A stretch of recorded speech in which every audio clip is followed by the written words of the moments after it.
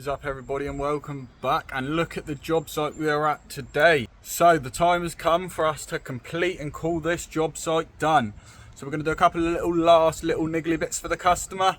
We've got the grass to cut, just to make it look presentable, make it look good. Clean the brickwork off front and back. And then, yeah, that's basically it. Take some after photos.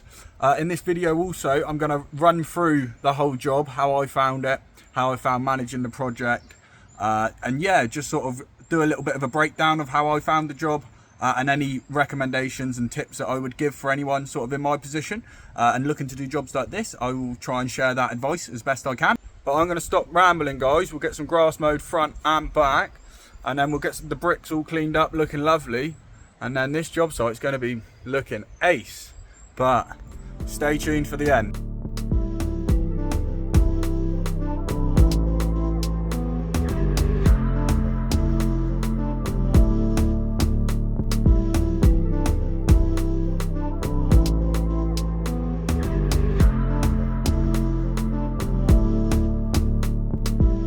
Right, guys, so all the grass is cut and we can call this job complete, which is the fantastic news. The results speak for themselves. You will get to see them in a second. I'm a bit in shock with how we've managed to do, to be fair. It's a little bit better than I was expecting it to be, but, I put the time, I put the effort in, so we got the results to show for that. But, guys, the time has come. Buckle up and let's roll that montage.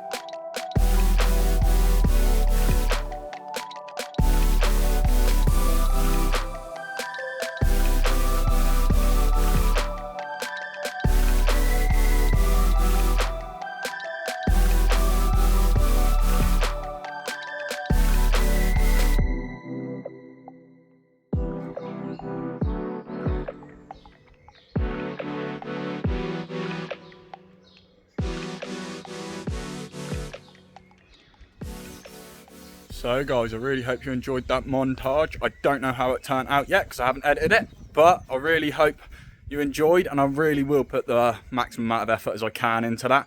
Obviously it does showcase my work, so that was quite important to me. But I'm pretty much done here. Let's get in the van and talk for a bit.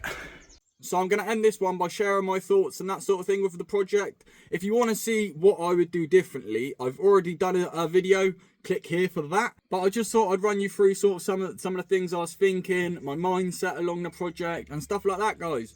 So we started off the project on the Monday morning. At this point, I was super excited to get on the digger. I couldn't wait to start the job, and I was really eager and really keen. I didn't quite know the challenge I had in store. However, I was eager and we got a good start on the project, I would say.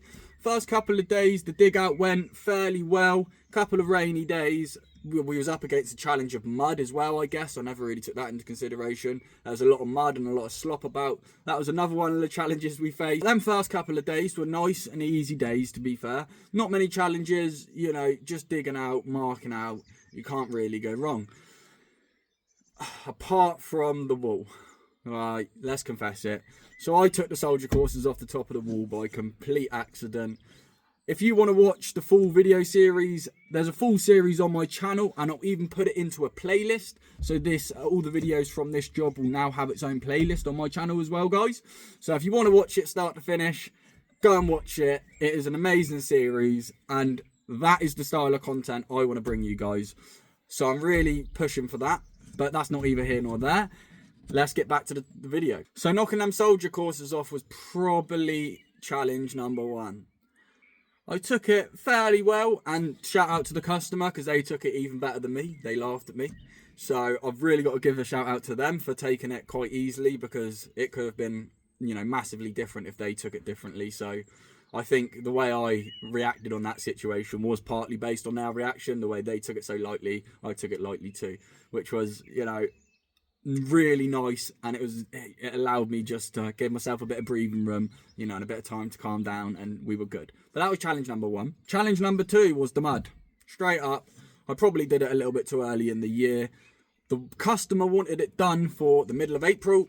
Bang on. Couldn't go wrong with that. We smashed that one almost to the T. So can't go wrong. I did still manage to meet the customer's desired end project date. However, you know, if I was to pick the date and I was to go out and say, you know, when are we doing this project? I'd probably be starting the project now. We wouldn't be dealing with mud. We wouldn't be dealing with rain. And, you know, that 4-week project would have been turned into a matter of weeks, wouldn't it? It would have been 2 weeks work at max. Absolutely, you know, a week's worth of work in good conditions and no challenges, and I think we'd have had it done. But that just goes to show some of the challenges we're up against. But it's nice that way, because I don't think a job can get much worse than this. You know what I'm saying? So I don't think many more things could go wrong on the next big job I take on. So it's prepared me quite well, and it's put me in quite good stead. So I'm really happy about that. I'm moving on to challenge number 3, guys. It has got to be the numpty skip driver. It has to be. Oh my days, the mush was a noddy. But the bloke was a bit of an idiot, I have to say. As much as I don't want to be mean on it, the bloke was a noddy. I mean, my 6-year-old brother could have drove that skip lorry better than that, man. It was almost comical. I was almost like, let me get in the lorry and put the skip on, because it was that bad. But I don't think they would have took politely to that, so I didn't. But, you know, I guess accidents and that happen, but there was no effort with the skip driver at all. What I mean by that is, I haven't shared this with you guys before, but what I mean by that is the skip driver never put the bits of wood for his legs down, so there's massive holes in the tarmac. Well, not massive holes, but there's like dips in the tarmac from where he put his jack legs down to obviously get the heavy skip on. He obviously should have been putting his blocks of wood down. He didn't. First thing I noticed. Second thing was, he sort of just bumped it onto the bit of grass. I'll run a clip. He sort of just bumped it onto the bit of grass and then just span the wheels. It's like, well, why would you do that? Surely you would get your momentum and then just carry that momentum forward and stop where you need to. Put your jack legs down. Then use your hook gear.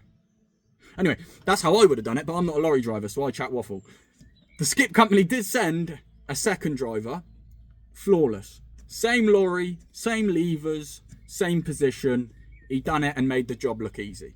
So that's why I'm giving the first driver a bit of stick. Another thing I would like to add as well, guys, is you see them power lines. Yeah, the skip driver almost took them out while hooking the skip on, because obviously it was there. His arms were too high, and if I didn't holler at him, he would have taken them lines out as well. That's another thing I forgot to add. Now moving on to challenge number 4, guys, and this was the controversial one. A lot of people didn't like how I acted and reacted, I should say, with this situation, but it is what it is. And it's when I sent the boys home after one of them making a mistake and cracking a slab. A lot of you guys in the comments were very defensive for the employee. I've just got to say one thing, guys. You know, it's my reputation.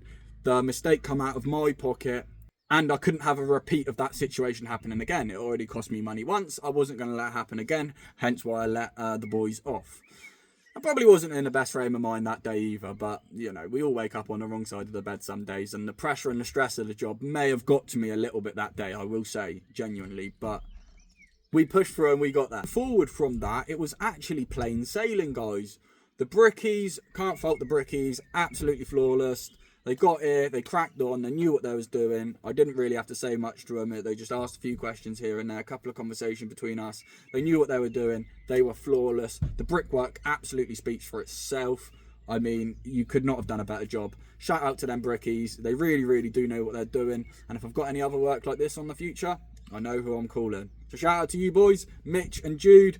They were the brickies I had on this job. Flawless brickies. Shout out to you boys, well done. So now that sort of brings us to the roundup of the job, guys. I chucked a little bit of weed and feed down on the lawn, and as you saw, giving it a mow just to help it recover slightly.